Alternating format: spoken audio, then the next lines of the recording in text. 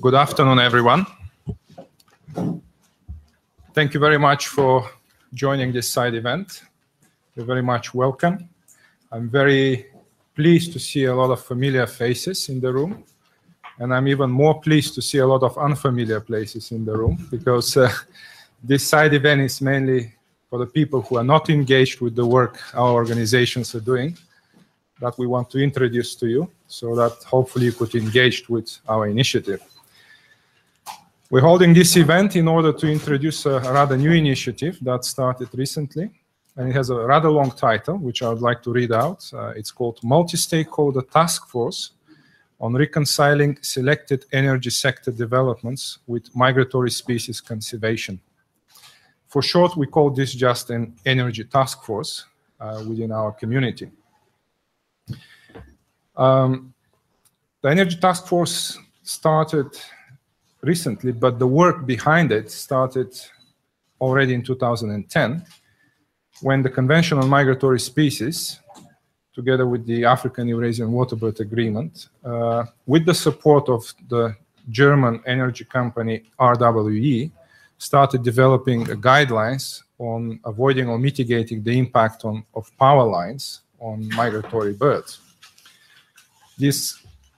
These very essential guidelines were adopted by the different governing bodies of the Convention on Migratory Species and the African-Eurasian Waterbird Agreement in 2011 and 2012. But this is not where we stopped. Lately, with the support of the International Renewable Energy Agency, BirdLife International, through GEF funding, as well as the governments of Germany and Norway, we launched the process of developing a new set of guidelines on sustainable development and deployment of renewable energy technologies. This was adopted in 2014 and 2015 by our governing bodies, and that was a good beginning, but we were wondering how to make actually these guidelines being implemented by the different governments and other stakeholders in the energy sector. And this is when we conceived actually the establishment of the Energy Task Force. So today this event is to present this initiative to you and hopefully engage you in the work of the task force. My name is Sergey Dereliev, and I work for the Secretariat of the African-Eurasian Waterbird Agreement, and I indeed have the privilege to be chairing this event today. We have a very fine selection of speakers today, and we will start with two keynotes at the beginning, which will be followed by the presentation of the task force. And then we have a few cases for you that will be presented by some of the partners involved in the task force. Just for information, this event is being broadcasted and recorded, and it will be available also after today on the website of UNFCCC. So please let me introduce Dr. Bradnee Chambers, who is the Executive Secretary of the Convention on Migratory Species. Bradnee has been instrumental in encouraging the development of this approach of the task forces, and particularly the Energy Task Force. And he will be our first keynote speaker who will introduce the matter. Bradnee, please. Thank you. Thank you very much, Sergey, and it's indeed an honor to be here at the climate change subsidiary meetings and also to share a panel with my distinguished panelists. And I'm looking forward to the interaction today and discussion with all of you. The 2030 Agenda for Sustainable Development and the Paris Agreement on Climate Change are groundbreaking and highly synergistic agreements, and together they provide a vision and an agenda for shared prosperity, for peace, and for a healthy planet. To realize the vision, of course, we need to think very much in terms of climate change. Climate change is already impacting all elements of society and our natural environment. And energy lies at the heart of these two agendas. The 2030 Agenda has established for the first time a goal on energy, and this is SDG 7, of course, to ensure access to affordable, reliable, sustainable, and energy for all. And then here we also have a target, a specific target on renewables by 2030 to increase substantially the share of renewable energy in the global energy mix. The transition to sustainable energy systems that everyone needs and needs to be done cleanly and reliably and affordably is essential for sustainable development and a real solution to climate change. And it's happening. It's happening today, as I'm sure you all are aware. And we're seeing a huge increase in the use of renewables. And we're on track for a doubling in the share of renewables by 2030. And already smart governments are shifting public policy to embrace renewable energy as part of their energy mix and their drive towards energy efficiency. In the US, for example, solar energy employs more Americans in the power sector than oil, gas, and coal combined. China aims to increase its renewable energy mix by 40% by 2020. India's solar power capacity is expected to double by next year. And according to Bloomberg New Energy Finance report, $270 billion was invested globally in renewable energy in 2014. So the world is now really moving towards renewable energy. And this is an important shift towards fighting climate change. Already CMS has been working on the impacts of climate change on our species for nearly 20 years. And the impacts are evident, they're severe, and they're projected to be even worse in the years to come. Already migratory birds are being bumped off their migratory patterns and schedules, and climate change is altering the delicate seasonal clocks, and this is affecting their food supply, their energy level, and their breeding habits. And of course, ultimately, it's affecting their mortality rates, which are increasing. Many reptiles are relying on temperature sex determination, as some birds and fish. And so higher temperature will lead to higher levels of feminizations of the populations. And we're already seeing this happen with our marine turtles, which is affecting their breeding successes. Polar marine mammals are expected to suffer due to decline in protective and breeding habitats. The bow whale, a CMS protected species, and the narwhal, another CMS species, require Arctic ice to provide them with protection, whilst other species such as polar bear, which was just listed at our COP11, and the ring seal rely on ice for both habitat and to breed and to feed. Baleen whales, a number of fish, including many shark species such as basking sharks and waterbirds, rely very much on zooplankton, either directly to nourish them or to nourish their prey. And increasing sea temperatures are leading to zooplankton abundance to decline dramatically. Extreme temperatures have been known to cause mortality rates for other species, such as species in Africa, like our Western African manatees, whereby sections of rivers, which is their habitat, are drying up, and the remaining pools and channels are increasing with temperatures and intense heating and leading to the death of many of these manatees. Of the CMS species listed, I think probably sea turtle populations are going to have the highest impacts and immediate impacts. The IPCC predicts already a sea level rise of 0.5 meters. And with just this sea level rise, we're expecting an impact on marine turtles to lose about 32% of their nesting grounds. And if sea level rise increases, which we all expect that to happen, many of the vital nesting sites that will remain will also be highly threatened.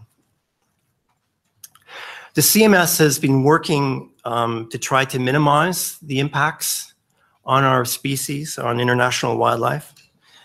And of course, therefore, adaptation is an important part of our work, but it's not sufficient alone. And mitigation is also very, very much important.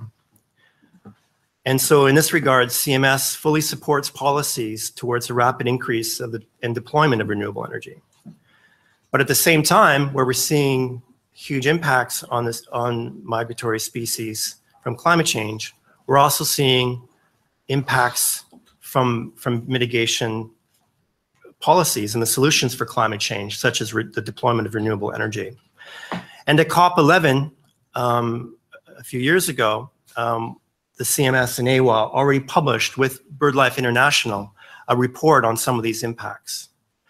For example, in the United States alone, we're seeing over 1 million bats dying from colliding with wind turbines. The hoary bat, which is a particularly vulnerable bat, a highly migrant bat, appears to be particularly affected. We're seeing it's really hard to see the total effect because it depends on site-specific renewable energy deployments. But we're seeing large impacts on soaring birds, and these are birds that are particularly affected because they have long reproduction cycles. And so even small declines in the populations from collisions have huge impacts on the populations. Power lines is another area that's causing major unnatural death for birds, of course, highly linked to hydro energy. In several European countries, we're seeing a relatively high proportion of collision victims involving those species that are most endangered. For example, the European spoonbill, the black-tailed godwit in the Netherlands, or bustards, vultures, and eagles in Spain, Portugal, and Hungary. But it's not just affecting species in Europe, it's also affecting species in Africa. For example, in South Africa, the survival of the critically endangered blue crane is believed to be severely threatened due to collisions with power lines. Another species which is highly threatened, there's only 12,000 of these birds left, is the Cape vultures, and we're seeing high impacts from electrocution with power lines, and over 70% of the population has declined from this very small population that exists. There are ways to avoid the conflicts with the deployment of renewable energy, and the price is not too high to pay. There's practical solutions. There's win-win solutions where we can fight climate change, which is extremely important.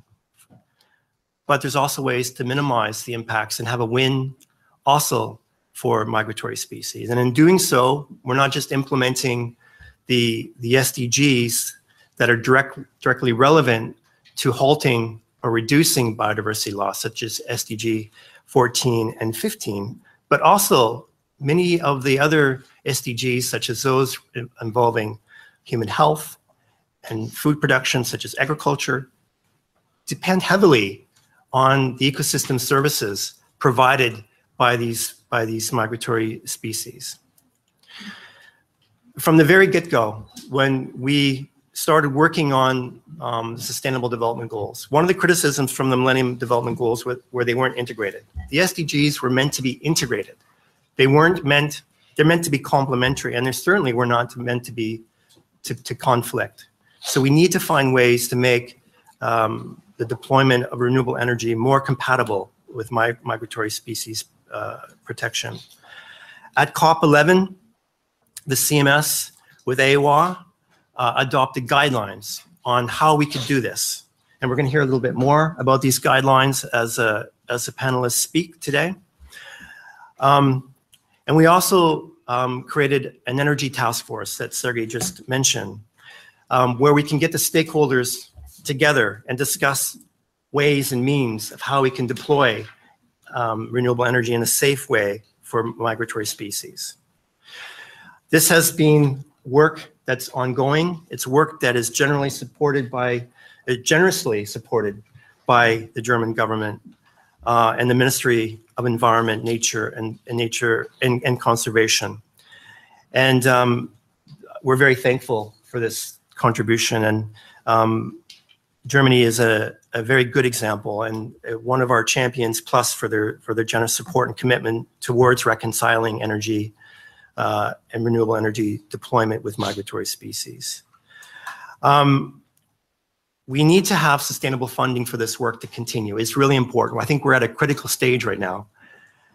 We need not only to get more awareness out there, but we also need to get our guidelines and measures to avoid conflicts into national legislation, into impact assessments at the national level. So the work is really work in progress, but you're going to hear a lot more about that as the panel goes forward. Thank you very much.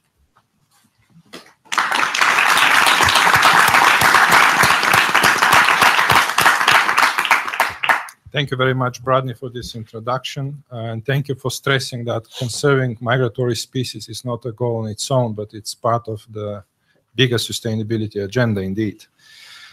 And if you have any questions to Bradnee or to any other panelist speaker, please keep them for the end of the session. There will be time in the end of the session when you could pose your questions. And I would like to introduce our next speaker, giving a talk, another introductory talk. This is Christiane Paulus from the German Federal Ministry for the Environment, Nature Conservation, Building and Nuclear Safety. And she is the Deputy Director of the Nature Conservation Directorate. And as Bradnee already said, Germany has been instrumental in actually taking off from the ground the Energy Task Force. They've been a very generous sponsor for this initiative, for which they have been awarded a Champion Plus status under the Migratory Species Champion program of the CMS family. So I'm looking forward, Christiane, to hear what you're going to say. Yeah, thank you, Sergey, dear Bradnee, distinguished participants, dear friends and colleagues. First of all, a very warm welcome from the Federal Ministry for the Environment here to this session here in our conference center in Bonn.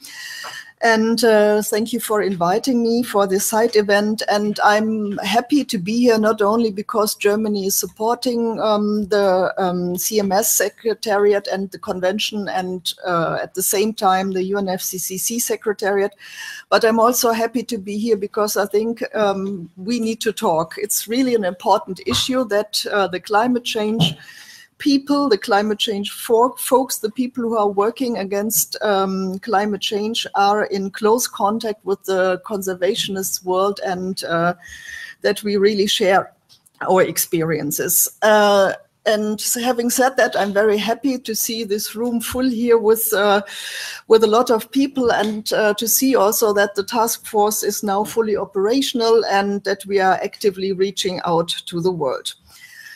I would like to say a few general words from the German point of view, why I think it's so important that we share our experience and that we work together. And then I would like to give you some examples about how we deal with the challenges in Germany. As all of you know, we have a very ambitious agenda for the energy transition, and I think we have been really going through some experiences. Yeah, first of all, so why does this issue matter? The first point is very simple and trivial and has been said before. We must be successful in both problems and challenges. And we must be successful in fighting climate change for the sake of humans, and we must be successful in fighting climate change for the sake of the species. For example, in just 20 years, in the last 20 years, we already have suffered 4 global mass coral bleaching events. And due to global warming and for the first time ever, large parts of the Great Barrier Reef were bleached in consecutive years, 2016 and 2017, meaning that many corals may not recover. And I don't need to tell you here in the climate change conference that if we want to be successful in fighting climate change, the only way is to build up and to promote renewable energies in an unprecedented rate. But what does that mean? It means, unfortunately, that there are risks involved in changing large parts of our landscapes. Bioenergy technology might change grassland habitats for many bird species into endless maize fields. They are not suitable for the needs of animals, and we have really seen what can happen here in Germany. We have the impact of wind turbines that have been mentioned before, onshore and offshore. They can have serious impacts on bats and birds, and power lines designed in the wrong way can cause electrocution or collision to birds. One might ask, why can we ignore that issues? Because it's so urgent to fight climate change, and we need to concentrate on the issue that is the most pressing. But I think that's too short. We have to consider the following reasons. First of all, we have not only to fight climate change, but we also have to stop the unprecedented decline of species, and therefore also of the ecosystems and the ecosystem services that we need worldwide. And for the same reason that we have to fight climate change, we also do not have time to wait. Because you all know, once a species is gone, it is gone. And once we have lost the ecosystem services, who will sustain us humans then? I think that is should be sufficient reason, and I'm sure you will be of the same point of view. But I also think we have to consider time and money. If we want to achieve our climate targets, we also have to build up the capacity of the renewables fast and efficiently.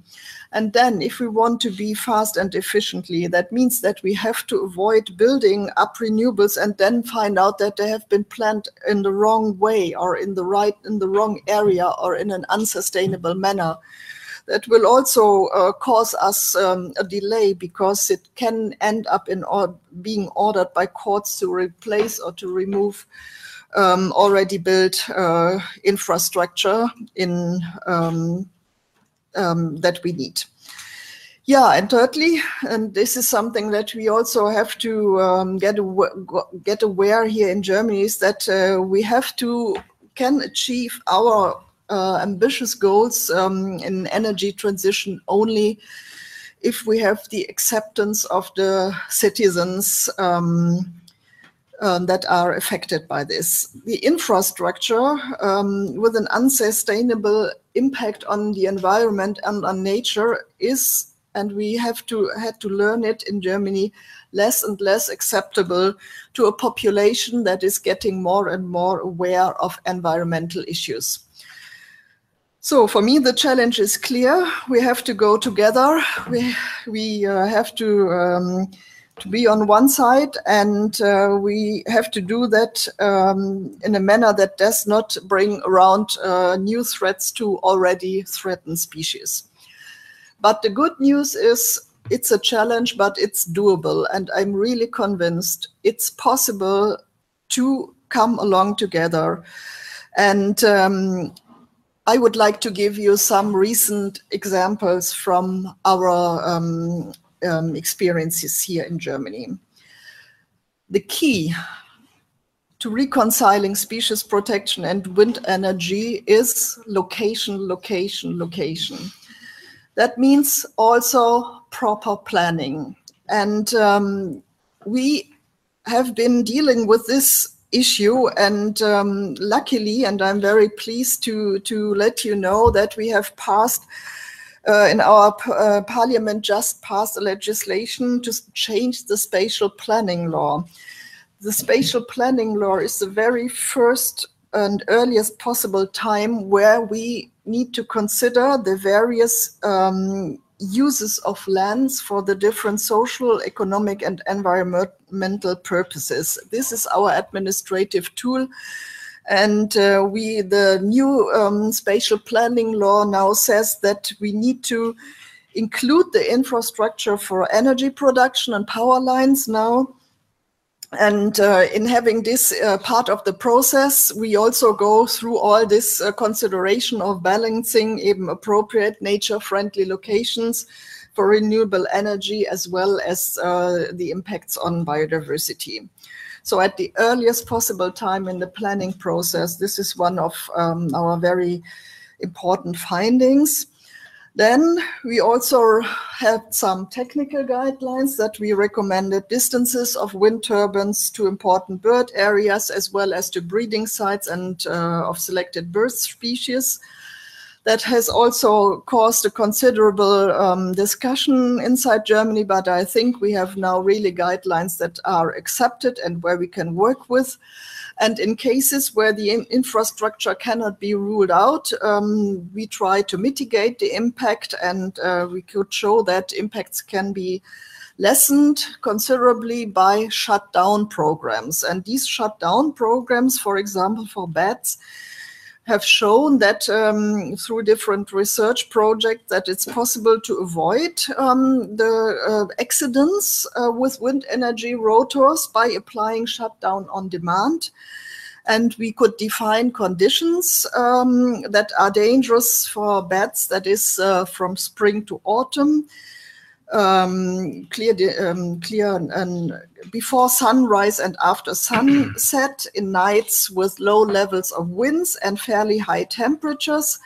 And we could find out that the closing down of wind farm during those nights makes a bit difference for the bats, but very little difference for the productivity of the wind farms. And to show you another way of mitigation of impacts, not on the land but on the sea, for the harbor porpoises, that are the small whales that we have in the German seas, we have elaborated and implemented a sound protection concept in order to protect the species in the North Sea from the extremely loud noises of pile driving for wind energy in marine areas.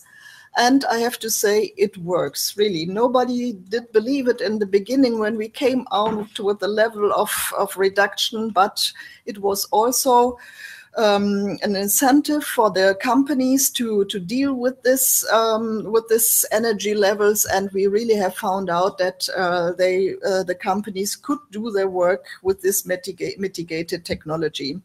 And now we are working on a strategy for the Baltic Sea as well. But in the beginning, I also said we need to talk, because we finally found out that reconciling species conservation with renewable needs proper dialogue between those concerned with nature conservation and the developers. And for that, we have established a so-called Competence Center, Nature Conservation and Energy Transition, last year. This center provides reliable scientific information on the issue, and we are also educating mediators to mediate in the special field. We send them to the conflict area, and that they are facilitating the dialogue. The center itself organizes dialogues between the various actors in order to come to a more objective and informed discussion, because we also have found out that some of this discussion can be very emotional, and we also find that the need of good data, the good science and good planning procedures are very helpful in getting people together and finding solution for the area concerned. I'm convinced that much more is possible. We have only started, but we also have to learn fast, I have to say, because as said before, it's urgent that we share our constantly increasing knowledge, because the issue itself is so urgent.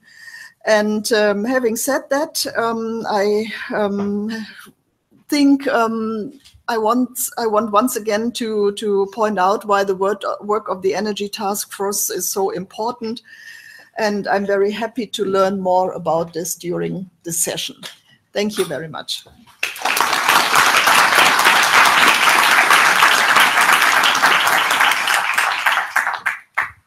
Thank you very much, Christiane, for your introductory talk. And thank you for stressing on the point that we actually don't have to choose between mitigating climate change impact and protecting migratory species. We can achieve both, and we need to achieve both. And through careful planning and site location of deployment, this is achievable. With the next talk, we are going to dive deeper into the Energy Task Force, and I would like to introduce our next two speakers.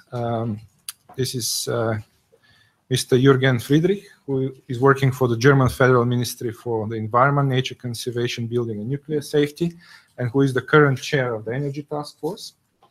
And also Ida Kowalska, who works for BirdLife International, one of the partner organizations of CMS and AEWA, and she actually acts as a coordinator for the Energy Task Force. So, please.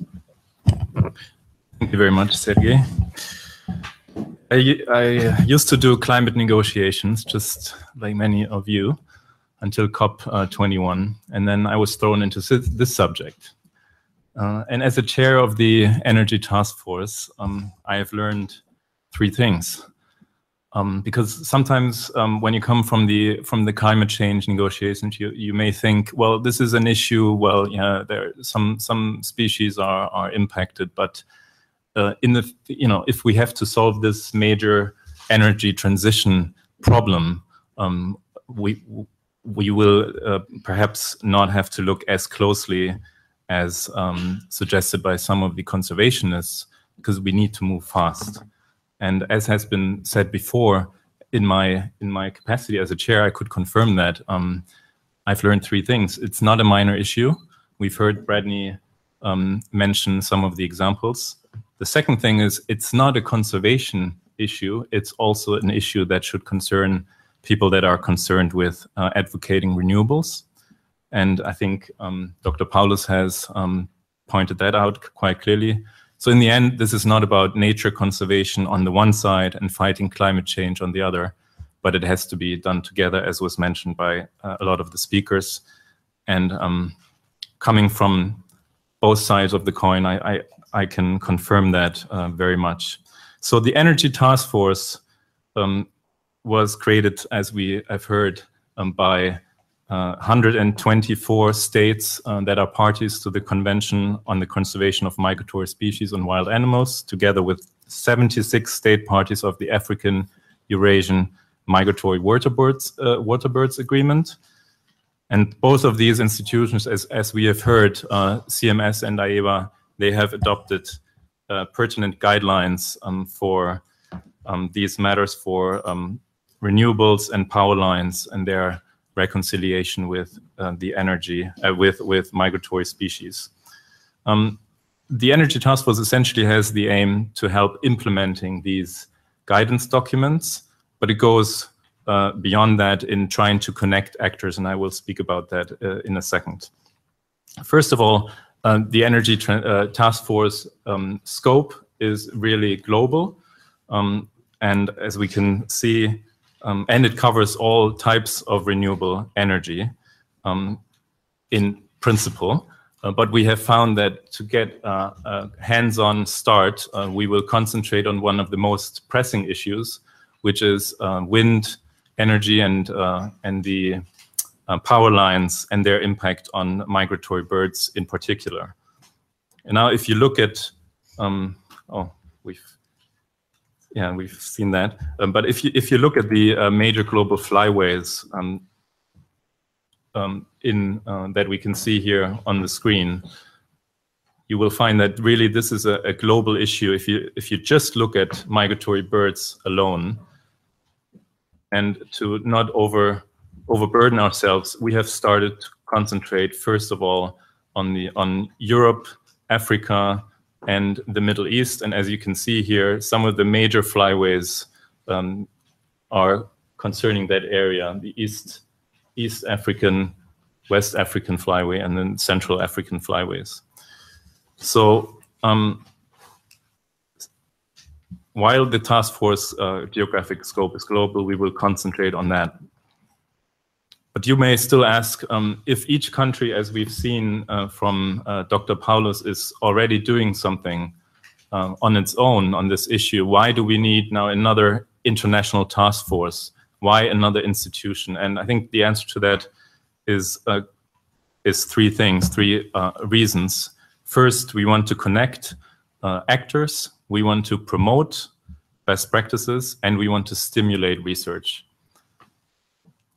For connecting actors, maybe that's a trivial But it is really essential that we do not all, that not all actors that are working in this field are working on this individually from country to country, from government department to government department, from researchers to NGOs, but that we connect them globally so that they are not all working on new ideas, in one side of the globe, and then having to reinvent the wheel on the other side. So we need to connect Germany with South Africa in order for the examples that Germany has working on for a number of years and has made so many difficult but valuable experiences that South Africa can draw on that, and vice versa.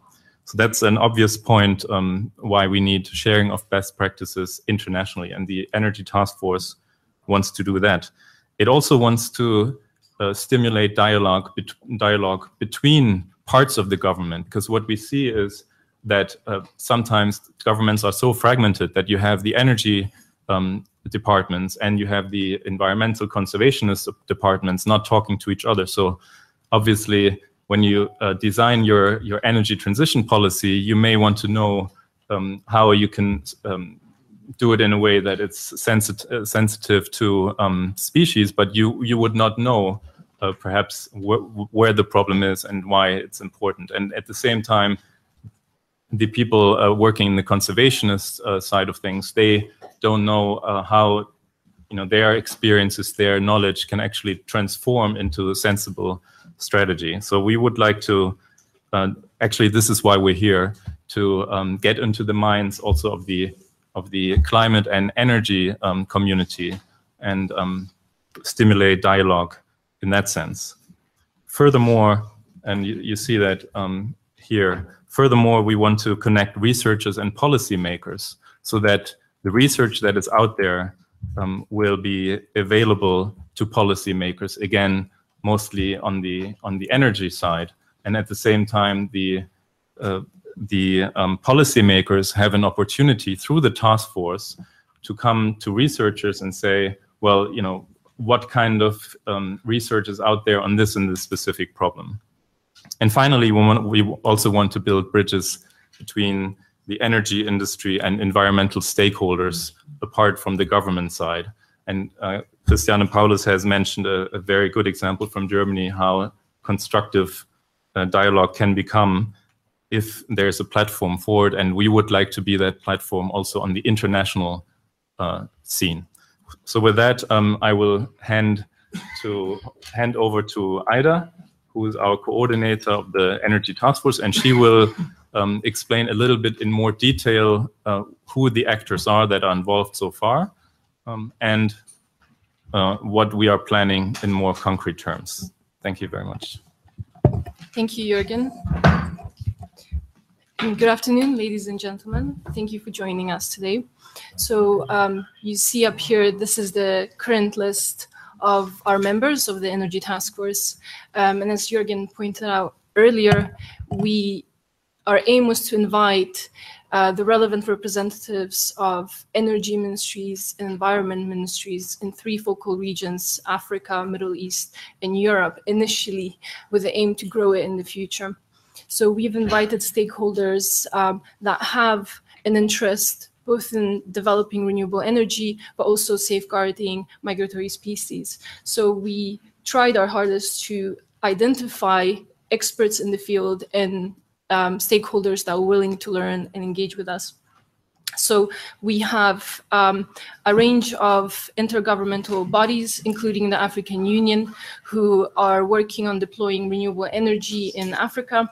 We also engage with financial institutions that invest in these 3 regions. Our current member is the European Bank of Reconstruction and Development, who we have a regular dialogue with, and we regularly support them in developing best practices and ensuring that their safeguards are in place when they invest in renewable energy. We also have energy initiatives such as the USAID Power Africa and Sub-Saharan Africa region and the Renewable Grid Initiative in Europe, both of which are institutions are there to ensure that power line development is deployed sustainably. We also have a range of civil society members that are both based nationally and internationally, and these organizations are already engaging on the topic and have developed a whole host of best practices and recommendations intended for the energy practitioners and governments. So last year in December in 2016 in Cape Town, South Africa, the Energy Task Force met for the first time, and that's where they adopted a work plan of activities. So the work plan is a way in which the task force implements its mandate that is contained in the CMS resolution. And I will briefly mention some of the activities that the task force is engaging in.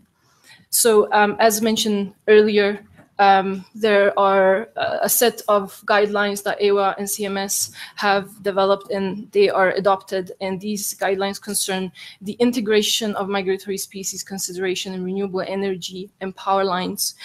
They contain information on strategic planning, environmental assessment, and they provide a set of mitigation measures that developers and governments can integrate in their decision-making. So the Energy Task Force is there to support this implementation and monitor this implementation. And the way the task force supports this is by currently reviewing this set of guidelines to identify if there's any gaps of information or gaps of knowledge, and they're working to develop technical notes to support any of these governments, any developers that are using these guidelines. And the technical information will contain very specific, up-to-date knowledge on how to develop sensitivity mapping, so sensitivity mapping methodologies, how to develop species thresholds in different developments. And we are also undertaking another study. We're reviewing the national reports that governments are submitting to CMS, and these reports contain information on the status and progress of implementing the relevant resolutions. So we are reviewing these reports to gain an understanding of what challenges governments are facing, but also understand on how can the Energy Task Force be its most efficient, and it will inform us of the relevant activities and actions that the task force will undertake in the future. We're also involved in stimulating research because this is an area that deserves a lot more attention. There's a lot of aspects of renewable energy and power line data information that is missing in the field. Monitoring information is scarce and limited. Developers either do not share this information, or monitoring simply happens by the developers themselves. So there's no third-party monitoring, no incentive to share this data. So we're working with different institutions to enable this data to be more accessible. And one where we're doing that, some of our members are currently involved in a study called the Cambridge Conservation Initiative Project. And this project last year has undertaken a global assessment of predicted impacts of large-scale renewable energy globally. This document will be available this summer. So based on this document, it will help us understand what the issues are a bit more closely. But we will also undertake an assessment of the available management practices that are in place that are aimed to address these impacts. We also work on stimulating communication and exchanging of information. We've developed an internal web space portal available to members where they can share and interact with one another, and where we plan future activities as well. And we are sharing best practices on a continuous basis. So last time in South Africa and Cape Town, our membership was there to present a whole host of amazing case studies and knowledge that is not very easily accessible to other members. So they were there to share this information, discuss with one another, and it ranged from a showcasing of partnership in Europe between civil society partnering with transmission system operators, and best practices and guidance on how to make development more appealing to civil society and communities nearby. we've also presented a regional sensitivity map that was called the Migratory Soaring Birds Project.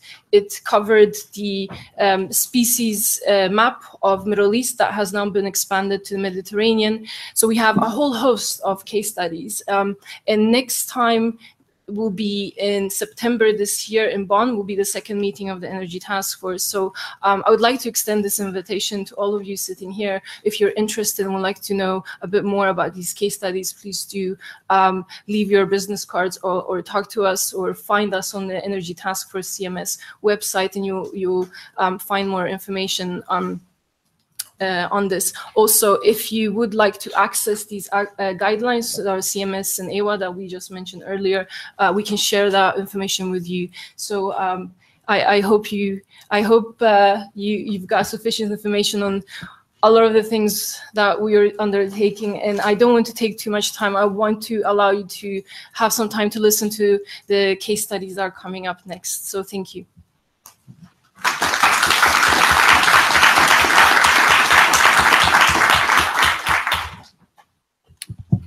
Thank you, Ida and Jürgen, for this introduction to the task force, indeed. And as it was already pointed, the task force was not created to make life hard for the renewable energy developers, just the opposite. It was created in order to facilitate this process and make sure that the renewable energy developments are done in a very expedite way, a way they're deployed as soon as possible in the right places. We all have interest in actually achieving that reconciliation between the different international agendas. So please do join this initiative if you can and if you wish, in order to achieve the best possible results in each country. And for the guidelines which Aida mentioned, we have a few copies outside of one of them. This is the one that I mentioned, the earlier one on the avoidance and mitigation of the impact of power lines. There are a few copies outside in English and French, so please grab on the way out. And if you're too late for that, please leave your business card with us. We can provide you with a hard copy. They're also available online. The other guidelines on renewable energy, they're still in the pipeline of being published, and they will be available soon on the websites and possibly also as hard copies.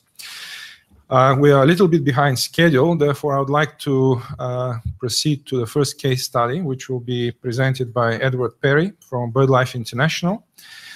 Ed is a climate change coordinator for BirdLife International. He will give us some information on what was done in Egypt in the framework of a project on migratory soaring birds with respect to protecting them from impacts of wind farm development. Ed, please. Thank you, Sergey, and good afternoon, ladies and gentlemen. Now with the microphone, good afternoon, ladies and gentlemen. I have the pleasure to speak to you today on behalf of my organization, BirdLife International, but also on behalf of Osama Eghbali from the Environmental Affairs Agency in Egypt. Now, there are three messages that set the scene for this presentation. And the speakers before me have already actually touched on these very well. So the first is the fact that the demand for energy across the globe is growing. And if we are to hit the Paris goal of mitigation, then we need to completely transform our energy systems, phasing out fossil fuels and transitioning to renewable energy. But just like any development, renewable energy deployment can have negative impacts on other socioeconomic and environmental objectives. Renewable energy deployment is not per se sustainable and clean. So it's really important that as we go through the planning and deployment and operations of renewable energy, we explicitly consider other objectives and manage these to ensure that we are harnessing the synergies across the different sustainable development goals and reducing any trade-offs. So my third point is that there are opportunities to do this. Strong legal frameworks in place, as well as cross-sectoral collaboration between different ministries and different sectors can help us achieve that truly sustainable deployment of renewable energy. as well as a more rigorous and ubiquitous application of planning tools. Just like to tell you a quick love story. It's about two birds, Klepitan and Malena. Now, every year, Klepitan flies 5,000 miles to South Africa for the winter. He then flies back to his love, Malena, in Croatia, where they have babies together. Now, he has been doing that faithfully for 15 years. Unfortunately, Malena got shot illegally and is unable to make that journey with him. Now, they've become a bit of a media sensation in Croatia. The town where they nest wait for the return of Klepitan increasingly nervously, wondering whether he's going to come back, because the journey is a very treacherous one. We've got agricultural intensification, illegal hunting, and now increasingly the deployment of renewable energy infrastructure. So Klepitan doesn't make this journey alone. He flies with over 1 million raptors, birds of prey, another hundreds of thousands of white storks and pelicans, and they all face these same threats. So BirdLife International established a migratory soaring bird project to help address these threats and increase the survival of these migratory species. We're working in 11 countries across Africa and the Middle East to mainstream or integrate migratory species conservation into different sectors. Now in Egypt, the priority sector is wind energy. There's a huge potential for wind energy, but if you look up at this picture here, you will see the funny little lines there are migratory birds. And what you see is there is actually a bottleneck at the Gulf of Suez where all the birds pass. This happens to overlap with the prime real estate for wind energy farms. So they have significant challenges to deal with. As a foundation, Egypt has a strong legal framework. They're signatory to international conventions, such as the Convention on Migratory Species and associated instruments, the Paris Agreement, and the Egyptian Environmental Affairs Agency is committed to minimizing threats to migratory soaring birds. Their laws set up the need to develop and to run an environmental impact assessment for any future developments and to consider birds in this assessment. So through the Migratory Soaring Bird Project, I just want to touch on 3 interventions that we are involved in. So the first is really trying to enhance collaboration. So bring together different governmental agencies and sectors and share data, information, and best practices so that we can actually achieve our energy and development goals, our climate goals, and our conservation goals together simultaneously. We're also working with the private sector developers and international financial institutions to integrate conservation concerns into their work. So we've already heard it today, location, location, location.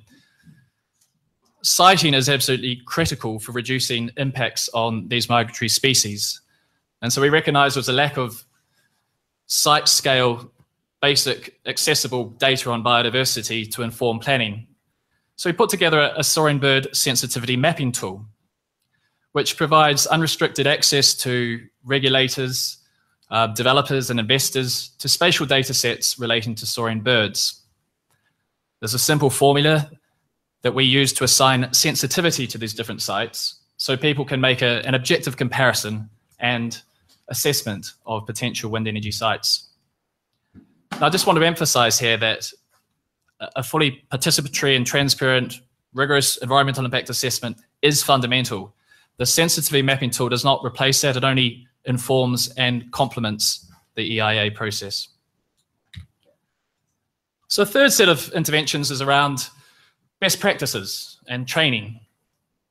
So we have worked to develop environmental impact assessment guidelines and monitoring protocols for wind energy projects. We're conducting bird surveys and also building capacity of others to be able to conduct those surveys themselves. cells, and also working on shutdown on demand criteria. So both establishing that criteria and then testing it. So we heard earlier about shutdown on demand, which, as the name suggests, is essentially when you shut down part or all of your wind energy farm when the risk of collision is high. So during times of migration, the way the system works is there are radars and field ornithologists that watch out during the migration season for birds coming either north or south, depending which way they're traveling, and provide that information back to the managers so that they can shut down either, part or whole of all of the farm. So we have that is in place in Egypt, that system, and at the moment we're going through assessing and providing recommendations on the methodology for that shutdown on demand system, and also the conditions or thresholds at which that shutdown might be initiated. For example, how many migratory birds do you need to see coming towards your farm to shut it down? And at what altitude are they flying? So just to come back to my first slide, I wanted to recap on those key messages again. So renewable energy is imperative. Even if we increase energy efficiency, we are going to need to expand renewable energy to meet the 1.5 degree goal and growing demand for energy. We must consider other policy objectives when we do it, though. And collaboration through instruments like the Energy Task Force are absolutely fundamental. So bringing people together, sharing best practices, data and information is going to be crucial. And also a more rigorous application of laws and planning tools. Thank you very much.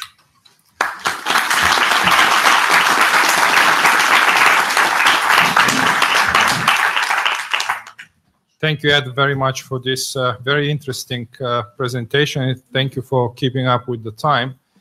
As you can see, it's the work that BirdLife International has been doing in Egypt, and this project actually has been operating in more countries than Egypt, but it has helped actually the interagency collaboration between a government, which is critical in achieving actually the renewable energy targets, but also the biodiversity conservation targets. It has also provided tools in order to facilitate such process.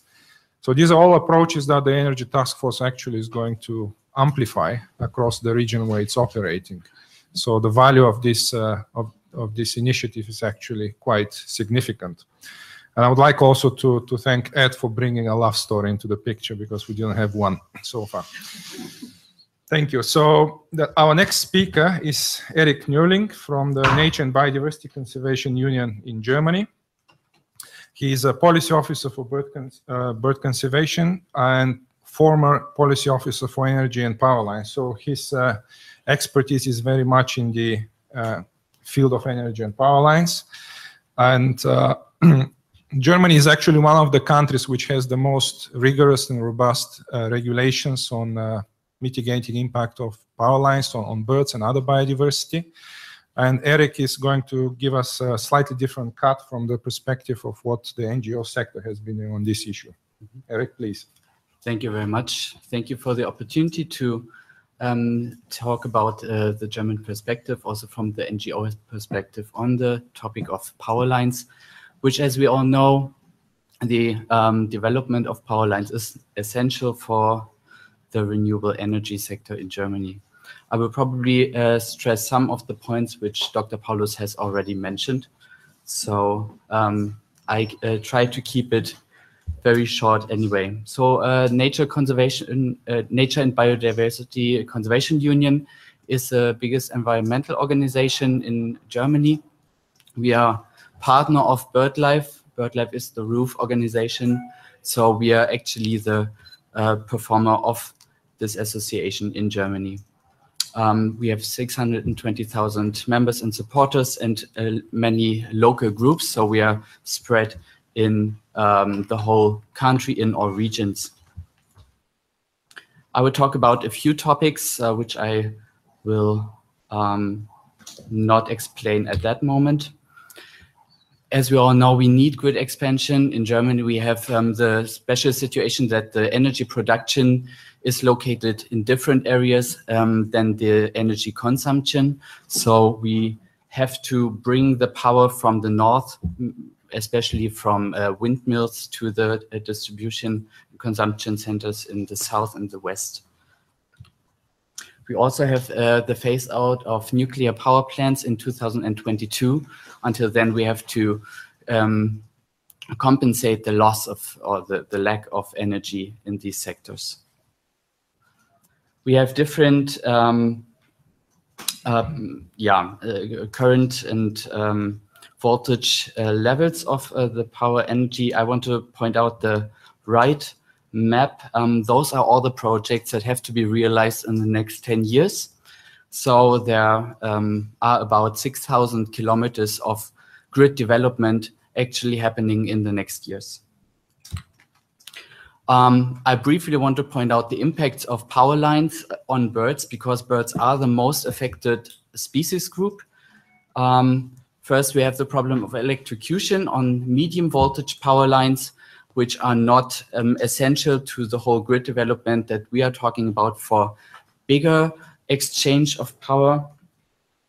We have the big problem of collision of birds, especially migratory birds, big birds are affected here.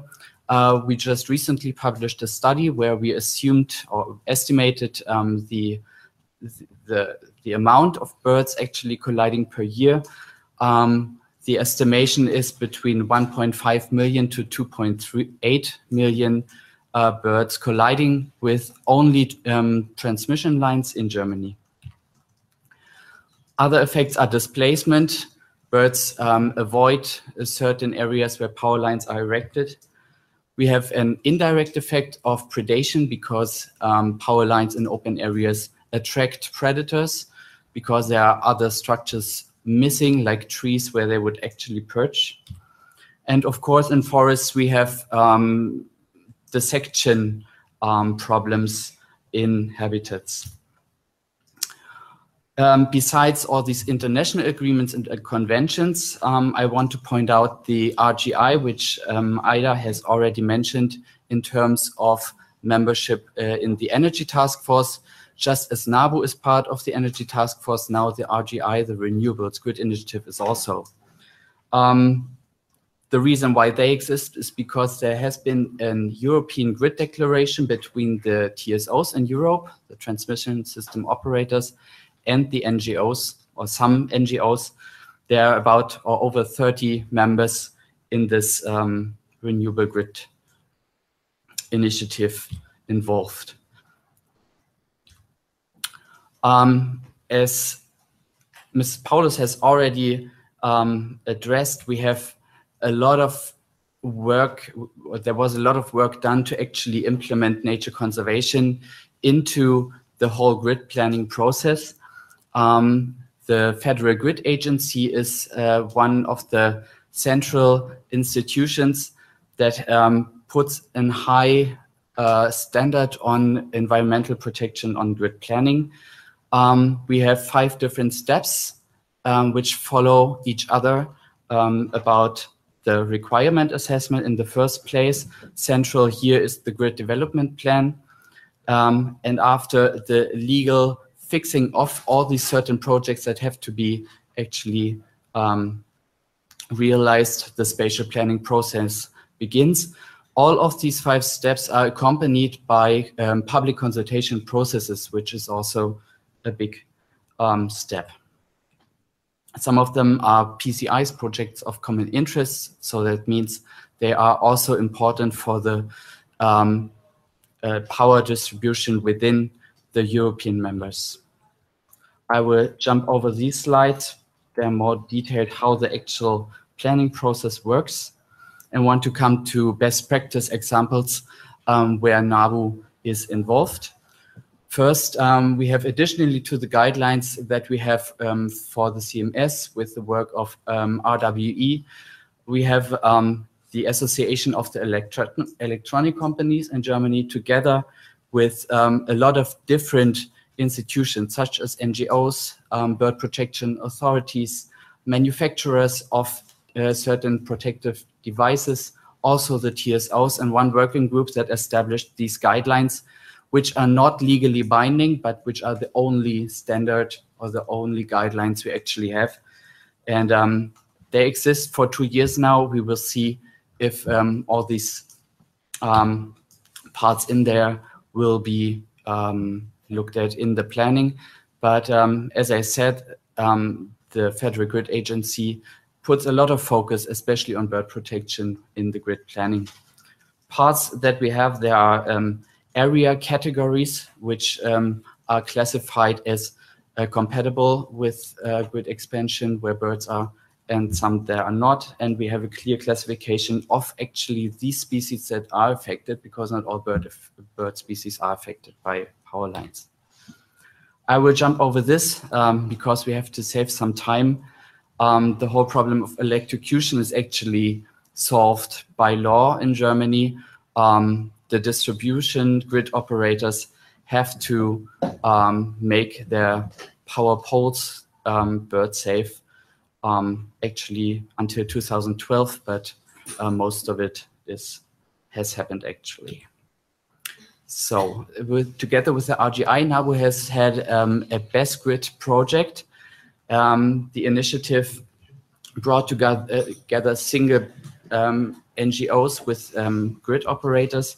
We worked together with 50 Hertz, one of the 4 transmission system operators in Germany. What has happened? They have to build a new power line, and we actually commented on the environmental assessment, additionally to the actual formal consultation. So there was an alternative corridor that we could bring in.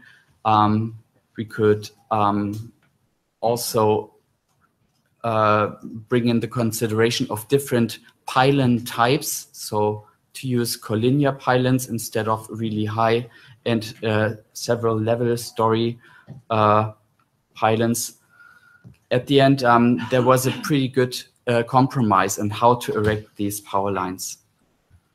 The 2 last best practice examples are pretty current. For 5 different power line developments, we did workshops and established some requirement catalogs together with all the local NGO representatives that were affected from these power lines, and brought it into the formal process. But it was also additional because it was really specific in the comments that were given on where to put power lines, which technology should be used, how the pylons should look like.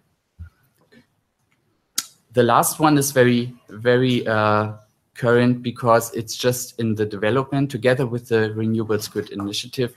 We think that it's important, as we have already heard, to get more knowledge, to have more research results on the topic of bird protection on power lines. So the idea is to have a hotline and it's very practical, a hotline and a formula of reporting of power line victims. So we can see, is it actually in this area where we presume that there are a lot of victims, or is it totally random? And the second effect is that the grid operators, which are actually in the process involved, directly know where they have to put some action to reduce collision incidents. So as NABU, we think that renewable energies are only working when we can actually transport and distribute it. There are definitely a lot of threats to biodiversity, but they can be addressed and solved. We also think that. And it's really important, as we already heard, there's an early and then steady engagement between TSOs and NGOs, but also between the authorities and the other partners. Thank you very much.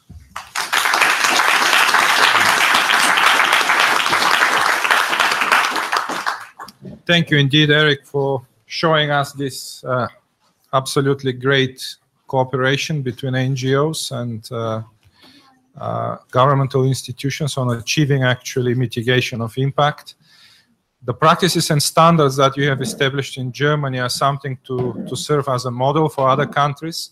And this is what the Energy Task Force is aiming at, to actually promote what is happening in countries like Germany and get it established also in other countries along the flyways.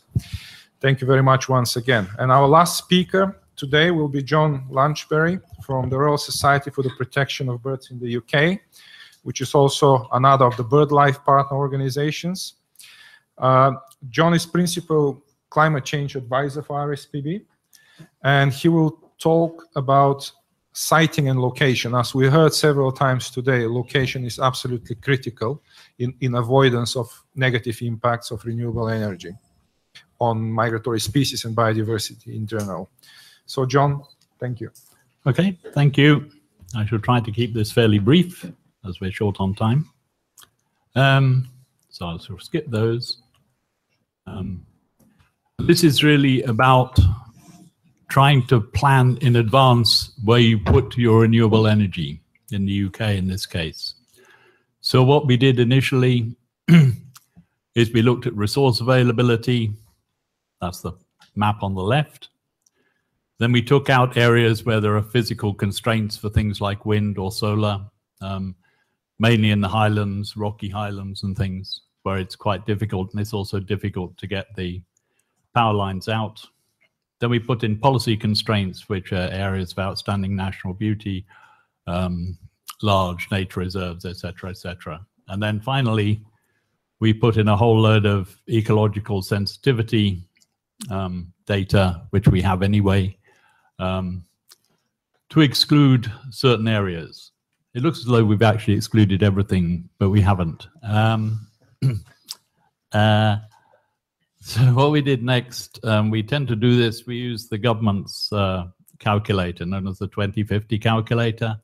This is a relatively crude model, which Department of Energy and Climate Change produced for people to play with. It's quite fun. You can go onto this online and just play with it with different energy things and see what you can do to the UK in energy terms over time.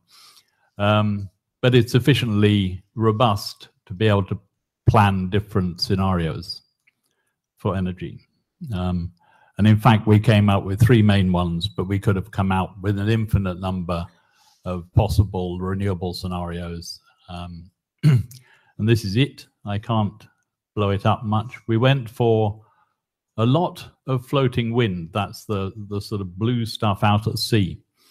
And there are 2 reasons for this. Firstly, there aren't a heck of a lot of species out there that would be affected by floating wind, and as fish, obviously, but they're not particularly affected by this.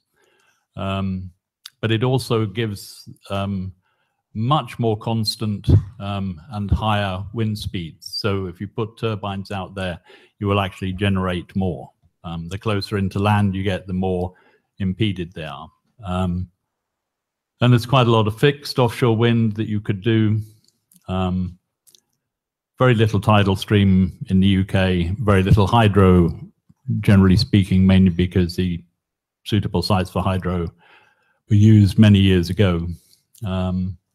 Solar, quite a lot. It doesn't show up on this map, but there's quite a lot of room for solar. Solar and wind together, solar and biomass. That's farmland biomass, not woody biomass. And areas where there's no opportunity, either at land or at sea. And then these are 3 scenarios. We could have chosen, as I say, many of them, but we chose 3 because they're rather different. The one on the left is a mix of different renewables, quite a lot of onshore wind, which is the blue sector, quite a lot of floating offshore wind, green one, fixed offshore wind, yellow one, a lot of solar, and so on. Very little, as say, tidal stream and wave, because there isn't a lot of scope, and wave has problems anyway. Mainly the waves tend to destroy the generators, and so on. So you get a mixture. Then the second one is the high marine renewables. So that's going for lots of offshore wind, which is not that stupid in the UK, because obviously we're an island. And the final one high offshore wind renewables, but that's more fixed. So there's quite a lot. And that one, for example, is an awful lot of solar, about a third solar, and a lot of onshore wind. So you can do some very, very different scenarios. This also includes a little bit of CCS. And the final one includes a lot of CCS.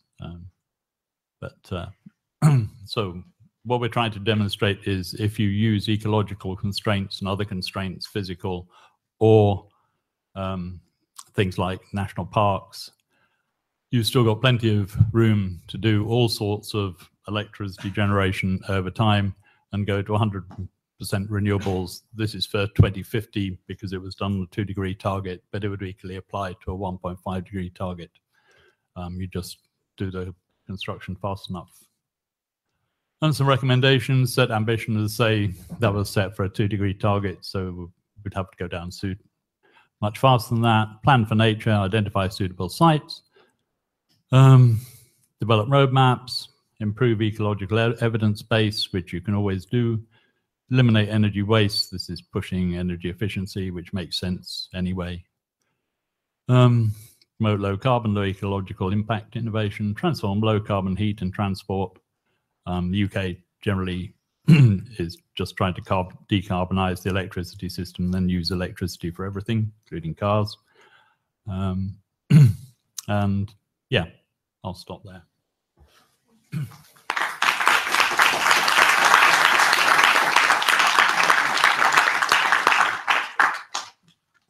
Thank you, John, indeed, for this case study from the UK.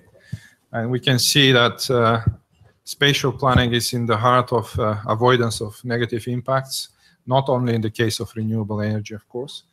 And the task force will be promoting actually this approach in all the countries that will be participating in the framework of this initiative. And they will be receiving not only guidance, but also support, possible linkages with organizations that can actually do that work for them in case they don't have national capacity for that.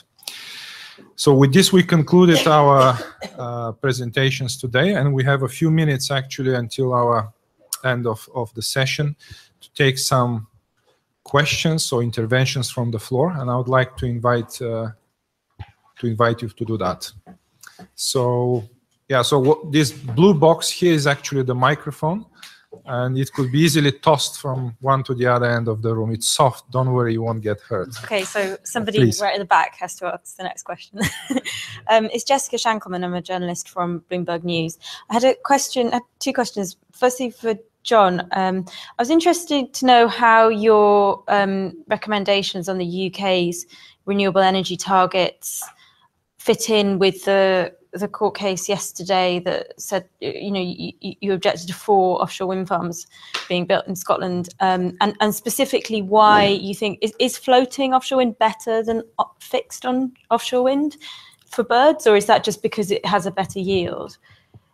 Oh, I'll do this second part first. I mean, so yeah, floating offshore is becoming more common. And to say it's better for the wind generation because the winds are more constant and generally higher the further you go off land. But I mean, there are places where you can put offshore wind turbines, and we included them in the study as well. So you can do both.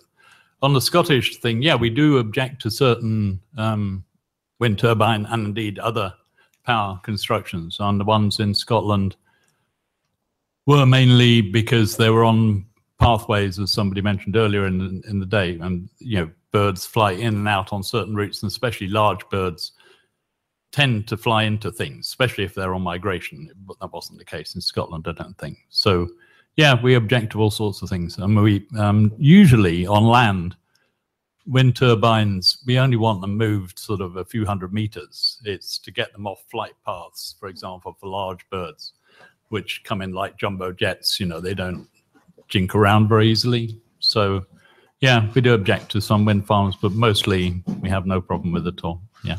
And the other question I had, maybe was for Eric, was we talked about technology, and I just wondered whether there were technologies being developed to deter birds from going near that site? Or any of you could answer that.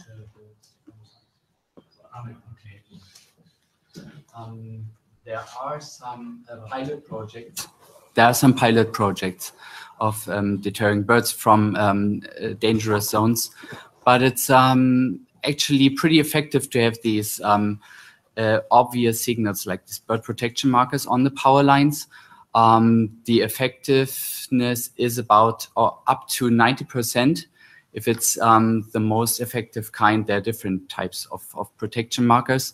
And actually the Federal Nature Conservation Agency in Germany just does a research project on the comparison of these different markers. So there will be some more knowledge about this in 2 years, I think.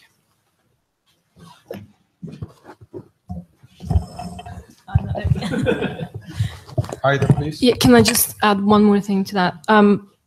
I didn't mention in my presentation as well that the Energy Task Force is working right now to pull together a large resource document tailored for different stakeholders, so the government, the energy industry, civil society, and financial institutions. And this document will provide guidance to where everyone can find relevant information, whether there is mitigation practices that Eric just mentioned, environmental assessments, or strategic planning. So that document will be published soon and made available. So if anyone is interested in receiving this document, please let me know and we'll make sure to send that to you. I just have like a few comments. I mean, the work you do is absolutely wonderful, and I really appreciate the data that you release because, you know, we really need renewables. But I was just wondering, like, the vehicles like cause so many animal fatalities every year. You know, it amounts to something like 198 million deaths in just the US alone. So if you compare that to the amount of deaths that have been caused by wind turbines, you know, it's minimal. I mean, even cats cause more deaths than collision with wind turbines. So I was just wondering why there isn't a push for roads or, you know, these transport paths to have such, restrictions when wind turbines do. Do you know what I mean? Yeah. Okay. I would like first, as a chair, to say it's a classical question. I must say in fora like that. You know, why do we deal with renewable energy or power lines while other things, you know, are causing the same or even bigger amounts of deaths? So if you compare, for example, these bigger deaths with cancer, your question is why dealing with smaller mortalities like heart attacks rather than with cancer? So we need to deal with both of them, first of all. Second, you have to look, it's, you know, the different species of birds have different way of responding to impacts and to mortalities in the population. What you get killed on the roads or what you get eaten by cats, mainly songbirds. These are birds which have high reproductive rates and high mortalities in general. What you get killed by windmills are large birds with very low reproduction rates and very high survival in general in the population. So there are models which predict that in certain populations, even a single individual that is being killed either by power line or wind farm can actually increase the extinction rate significantly in that population. So this is something which usually is not perceived by people who are not biologists, who do not have understanding of these aspects of the issue. But I would like to invite the other panelists also to have maybe a reflection on that. Bradnee? Well, I'd just like to add that we're also working on barriers to migration. It's a big issue within the CMS. For example, at the last COP, along with the guidelines that we developed with AEWA for renewable energy, we actually also developed guidelines for the safe deployment of infrastructure for mining and for fencing. We're working with development banks and with countries directly to ensure that we, deploy, again, common sense solutions, underpasses under roads, making sure that, if you're doing open pit mining, you put, around it safeguards, ensure that, fencing has gaps to ensure the migrations of species. So that's happening as well. It's another issue that we're definitely feel very passionately about and definitely working to avoid. Thank you, Bradnee. Ed, would you like to say? Oh, sorry. Ida? I think my colleagues answered that question really well. You've cited an example in America. That kind of information is not available in other countries and regions. Right now, we're seeing an unprecedented boom in investing in renewable energy development in Middle East and Africa. That level of data, information, and monitoring isn't available, but we can estimate that these impacts will be quite high, considering what Sergey just said. There are sensitive species that will be affected. So I do understand that there are different effects and different impacts on one single species, whether it's illegal killing, but everyone has to play their parts. And this is the part we're playing in the Energy Task Force, focusing to really support the development of renewable energy, not also stop it, but support so that it doesn't create additional problems. Thank you. We're short of time. I would like to take maybe one last question, please. Yeah, it works. Sweet. I've just got a question for John. We often talk about the rise of renewables as sort of like the next savior. But when you presented the graph and you said that energy demand is constantly rising, and instead of sort of a renewable future, it's just building on the existing energy that we already have, as you've seen, coal and nuclear, they all tend to rise with it. And it's just displayed from maybe the business side as sort of, this is the next boom in investment, because obviously people would invest where you make money. But I was just wondering whether in accordance to the science, say the IPCC reports, that if we were to take this seriously, that developed countries would need to be 100% renewable by 2035. And we're talking about cuts in fossil fuels by around 10% per year. Is there any way that we can make it so that legislation obviously supports this move in a rapid rate rather than sort of incremental change that obviously is good to most people and investors because it seems like it's making money, but in reality, if we're to meet these targets, we need rapid reduction. Yeah, I mean, coal is no longer cost competitive with renewables. I mean, renewables are cheaper now, certainly wind and solar, especially solar because the price keeps coming down.